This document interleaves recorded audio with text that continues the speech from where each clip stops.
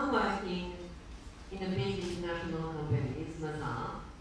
Mazaars is present in 70 countries, and I'm in charge of marketing.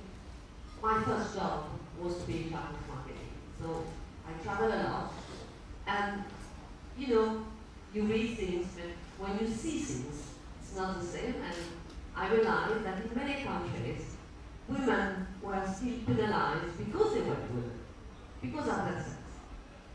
On the other hand, at Mazaars, there are 13,000 people all around the world, and when we recruit people, we recruit 50% of men and 50% of women, roughly, as an average.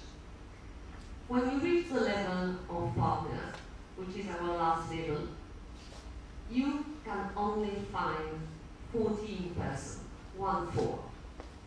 So I thought that was not a good situation, I wanted to work on that. So I made a business case, because if I had been to see my boss telling him we need women, he will have looked at me thinking I'm completely crazy.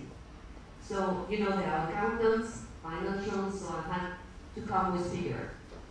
And I came with figures showing them that the women were living between 30 and 30 years old, and not going back home, but going to another company to have a better life and family.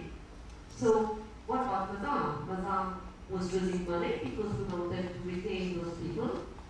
Mazaars was not attractive to recruit the best. And Mazaars was not diverse because the partners were only male, white male, and we are international. So that was not the right thing to be. So they listened to me.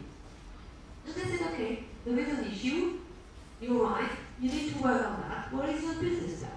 So I wrote a business plan. And then they said, okay, so let's do it.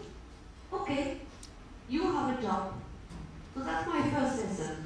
There was no job. I created it, I took it, and now it's mine. So never expect people to give you a job if you don't ask for it. You are an entrepreneur, and it is the same. Never expect people to give you anything. Ask for it. So now I'm a diversity director. And that was not enough. I thought we say women are different, women will do this and this. And I thought, well, the best way to do will be to ask women. What would you change in the world if you had the power to change it? So I started to do it. I started at the Women's Forum when I met you in France to see if my idea was good. And the first women said, interview every woman. I go, it's going to be my life. So I achieved it with 100 women in 33 countries. And what stressed me first is that the priorities are not the same. Men are living in short term and are very optimistic about science. Women are living in long term and are optimistic about human beings, people. That's not the same. The woman I met think that, you know, there is a World Bank, many organizations working at world level for women, and they do very big job. But the women I met think that it is not enough. So there should be a women G20. You know, this G20 was created by men for financial crisis. And they think there should be a women G20 to drive our position and work on women issues. Of course, most of them are for quotas. I can tell you this is an issue. I can tell you that I'm not for quotas. But at the end, I will tell you I am for quotas. Otherwise, we won't move. And to prove, in France, there is a bill. Companies, big companies, have the obligation to appoint 40% of women on board. And years ago, they said, we can't do that, there's no women. Where are the women? And suddenly, the bill is coming out, they found women, and they start to appoint women. And it's going to change. Even if the first woman is appointed because of quota, she will be very quickly seen as a professional and the followers will be appointed as women. But what strikes the women I met is another thing. And all of them, coming from any part of the world, is asking for the same. This is education. They want to put all the money of the countries in the world on education. And not on education to get a business school position. No, an education for young children about people, about men and women, about the other, about religion, how to live in our world today. This is what they are concerned by. One of them, who is living in the US now, but who was born in Iraq, told me, you know, education is a question of poverty. I said, why did you say that? I don't understand. She said, well, I'm coming from Iraq, and I recently came back to Iraq, and I met one of my old friends. She had 4 children, and 2 of them were daughters. And she said, my daughters, I just married them, and the daughters were 12 years old. So my friend coming from the US said, why did you do that? That's completely ridiculous. And her friend said, well, you know, I don't have enough money to send them to school.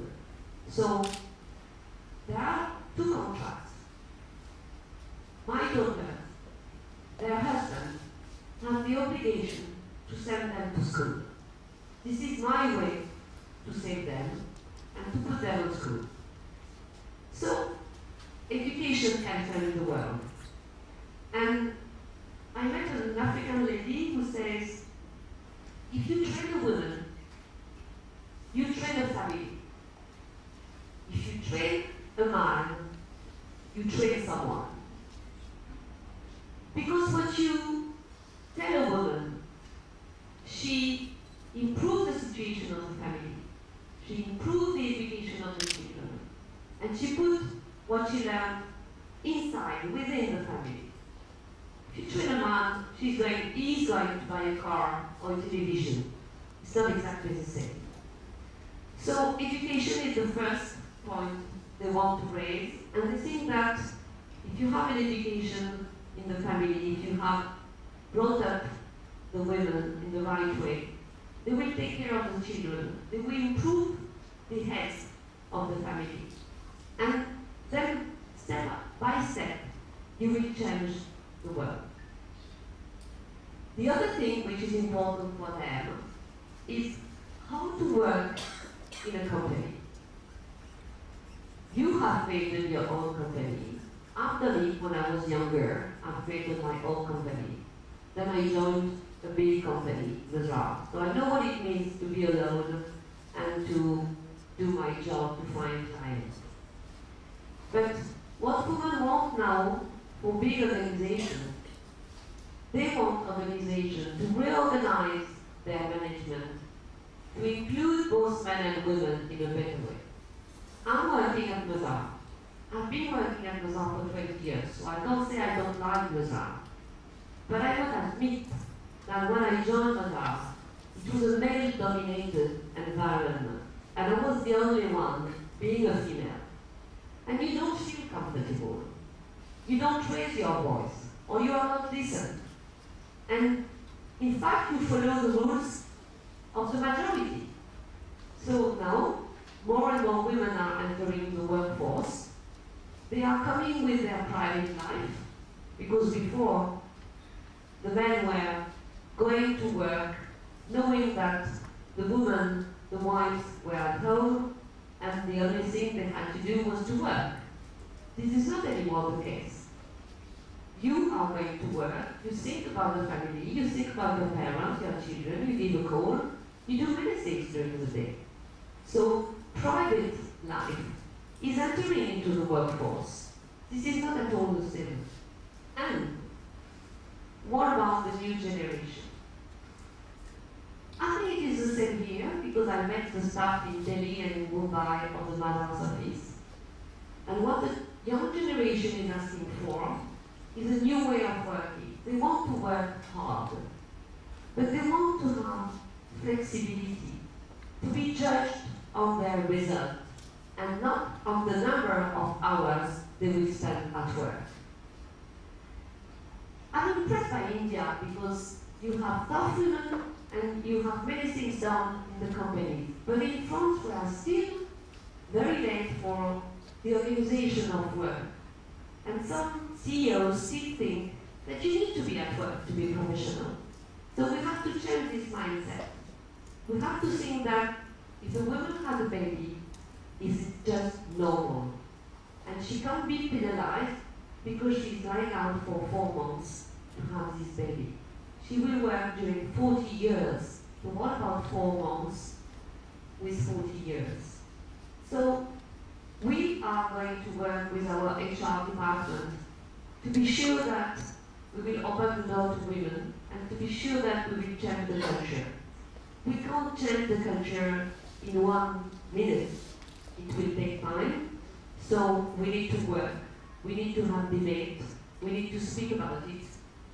You have to know that some people think I'm completely crazy. Other people support me. And in the middle, there are many people who don't say anything. So I'm going to work with those who support me. And then we will change the others. Last point, which is important for the women I met. And also, again, they may live in north of Europe, they may live in Latin America, they may live in north of Africa or in India. They are all asking the same. They want to be the equal of men, at home and at the office. What does that mean? That means that at home, you need to give a place to the men, but you need also to ask them to share the homework. So this question depends on the country. I know that here you're living in joint family, you have grandmother and grandfather to take care of the children. You may have maid to help you. But in some other countries, we don't have those things. We don't have those people to help us. So what do? Both men and women go to work in the morning and they go back in the evening. Who is going to do the homework? Why is it the woman who has to do that? Nonsense. They have to share and they have to understand. And last week we had a debate in France about this, and the room was absolutely full of young people talking about that, and knowing that it is normal now that the young generation want to do both and want to share. And this is something which will take a while, because I suppose that many men don't want to change. But on the other hand, we had a survey done recently in France towards some men who said, we would like to see our children more often. We would like to avoid to leave the office at 10 in the evening because we want to see our family. So there is a trend which is moving on to reorganize the way of the family. And we have many divorced people. And the guy can be alone with the children 1 week, the other week, or during holidays. So they are discovering that parenthood is something that we need to share between men and women. So that's what I learned from the women I met in the world.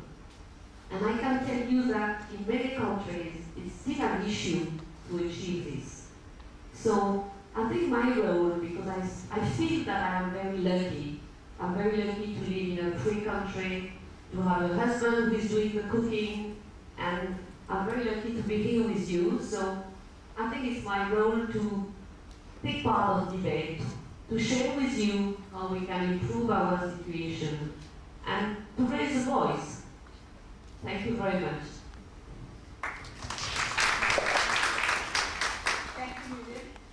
I think some of the issues between France and India are different because, as you said, at some level we have better family support, and therefore, but when you met a cross-section of women in India, and did you get any sense that they had some different thoughts must say that I am impressed by Indian women because they are very tough. Many women are working in your country and don't complain. And many women are doing really many things that some French women would find very difficult. What struck me when I met the Indian woman is that everyone helps women in her country. I mean, every Indian woman I met was involved in an association, in an organization to help the others.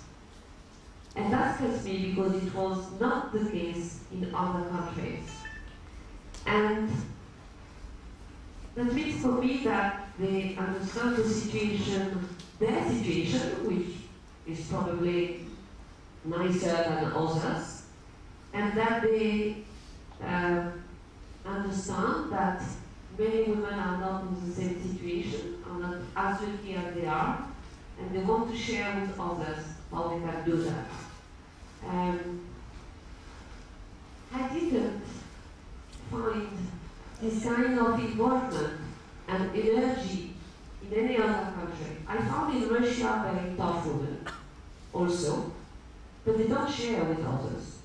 I mean, their energy is for themselves. Here, it seems that the energy is for me, but also for the others.